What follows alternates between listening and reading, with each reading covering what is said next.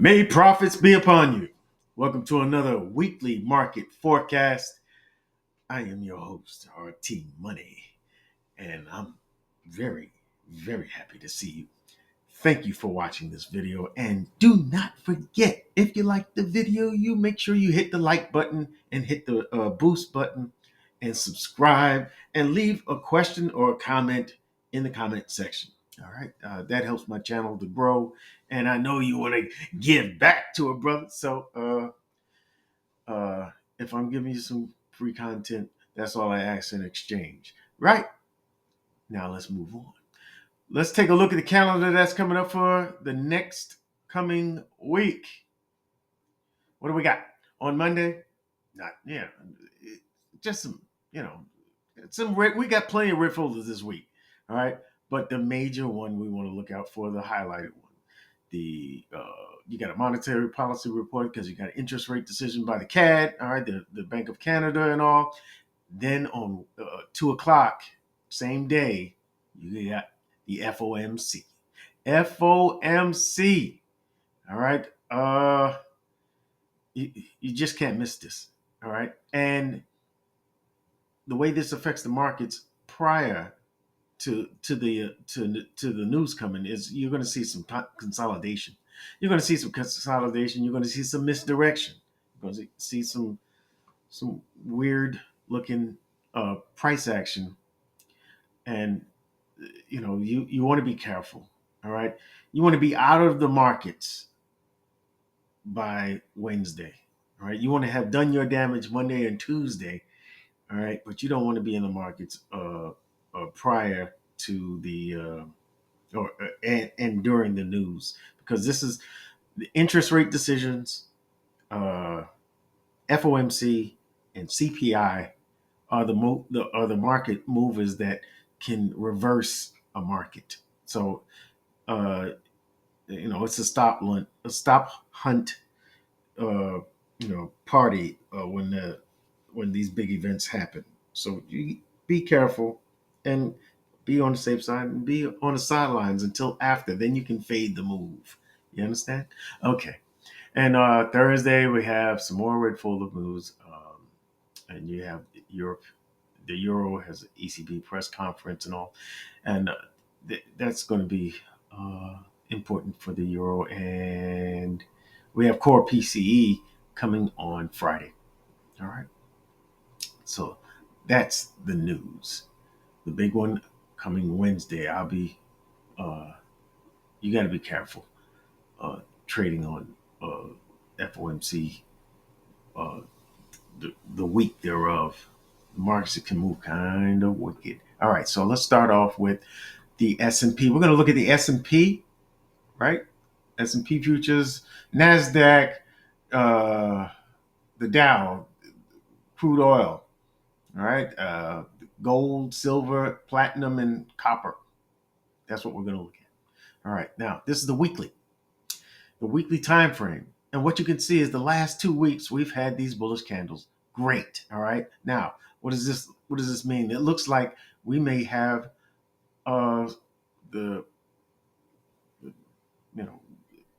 looks like we might be forming a fair value gap. All right. Price is probably going to open along this line. Okay. And probably come down and then push higher, end up with a candle similar to this one right here. All right. Why do I say that?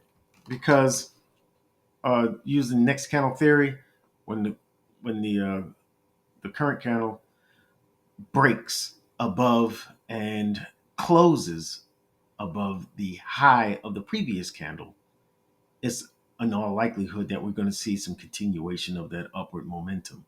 All right. And we'll at least take the high of the current candle as price pushes up. All right. But, the likelihood, the probability is we're probably going to see a bullish candle next versus a bearish one. Okay. If I can go that far with it. And I'm thinking that we're going to be heading towards the buy side liquidity there. Okay. That seems pretty simple. All right. Now, what happens when we get at the top of that high? That means we reached an external we reached external range liquidity. The next move would be to look for internal range liquidity, and that's where that fair value gap would come into play, where price could use that fair value gap to push higher from. Got it? All right. So we're bullish on the weekly. On the daily, what we can see is that we had price. Let's see. You see this that lower high, lower low, lower high, lower low, and we broke all of these coming up. That's a very bullish move. All right, there's a lot of bullish momentum in this. All right, and this looks impulsive. So what you want to see is an impulsive move when you have an uptrend. Higher when you get that higher high, higher low, you want to see an impulsive move and then a corrective move, a corrective retracement, and then another impulsive move. This is an impulsive move, and I think we're going to go to sweep these highs. These highs are labeled LR. That's a low resistance liquidity run. That means there's not much to stop price from sweeping those highs with the next candle or two. So this is going to be the draw on liquidity for prices to go higher. And you see on the daily, there was a small fair value gap here. There is a small fair value gap here, and price could very well use that to move higher. And there's another one forming right below it as well. So, there's some things to look at for sure. All right. Yeah, so I'm bullish on the S&P. I don't see any reason to look at it and look for sells. If we go to the NASDAQ, we have a very similar situation. Looking at the daily, you see the lower high, lower low, lower high, lower low. We had a nice little pullback here. All right, pullback's over. How do we know? Because we broke structure to the upside. And we're heading towards this high for buy side liquidity. A little different than S&P. The S&P still hasn't reached that high yet, all right, which would be an all-time high. The NASDAQ is right up on it. And you see how it swept the low of the previous day, Thursday's candle. It swept that low into this fair value gap. I think that we're going to see a 2-candle move. This is the first candle. Second candle will take that buy side liquidity. I am bullish in both indices. If we look at the Dow, now Dow is a little interesting. Why? Because you see these little baby teeth candles here. That's a low resistance liquidity run. Those highs have stop losses above each one, including the high up here, which has a bigger liquidity pool for people who took shorts, for the investors and institutional traders that took shorts, and some took shorts along here. Right? And what did price do? Price broke structure to the downside. All right, so we're bearish at this point. All right, and we're waiting for price to pull back up into this bearish leg of structure. All right, and we got that. We got that right here. We have an internal bullish break of structure, which makes us bullish. But why are we bullish? That's the question you have to ask. It's for the retracement. All right, and what are we retracing into? You see this line here, right? This is a weekly fair value gap, a weekly bearish fair value gap. If we go back to the weekly here, you'll see it. It's right here. Boom, boom. All right, and we're running right into it. You see how price is rejecting from the consummate encroachment of it. All right, this is where we'll see if the fair value gap will hold, and push price down. And price will use it to push down further, or we'll push through it. We'll probably react to it. You'll see price pull back a little bit and then probably take this high. Why do I say probably? One, because we have two bullish candles for the weekly, 2 weeks of bullish candles. All right. And likely we're going to see a fair value gap form on this next one. You see how price closed well above the high of the previous weekly candle. So there's good reason to think that we're going to at least take the high with the next candle. And if we do, we'll probably go past the consummate encroachment of this fair value gap. All right. Once we go past the 50%, it's all likelihood that we're going to fill this whole fair value gap and continue higher. All right. Again, what did price do? Where are we going? We could be going to this external liquidity point, right? That means we have to be coming from price will probably look to trade into an internal to an external liquidity pool. And if we just pan out a little bit, we have to see price took this external range liquidity here when it broke that. All right. And you see it already traded through a bearish fair value gap. It's not respecting the bearish fair value gap, and we are in one right now. I'm thinking that the fair value gap that it's in right now, this one, is probably not going to hold because you can see all of the momentum is to the upside. You think this pullback breaks the bullish trend? Again, I will tell you, pan out and you will see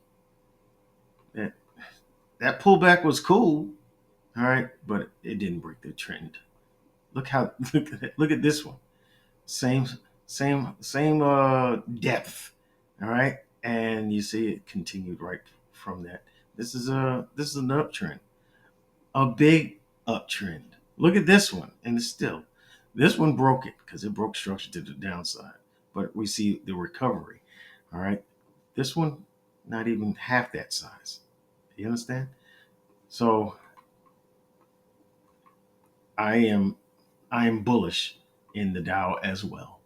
All right, and if we go back to the daily, all right, I don't, most people don't trade the Dow because it's kind of wild, but you use it to gauge the S&P and the NASDAQ. That's the way I use it anyway.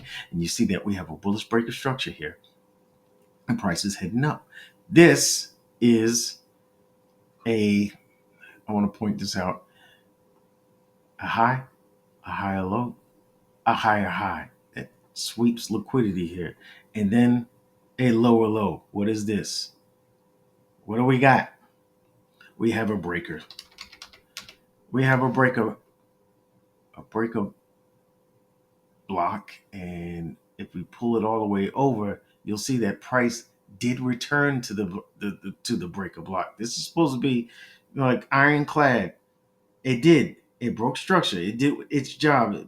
Price was supposed to move bearish from a breaker block. That's what you expect. You don't expect this. Dig? And this looks like a V-shaped recovery to me. And this draw on liquidity here is what's driving price higher. I think we're going to the top, folks, and to this liquidity pool. Leave your comments down there in the comment section and tell me what you think. We got a what do you call it? A bullish fair value gap within this this bearish breaker block. That's telling me that we got real order flow going up this way.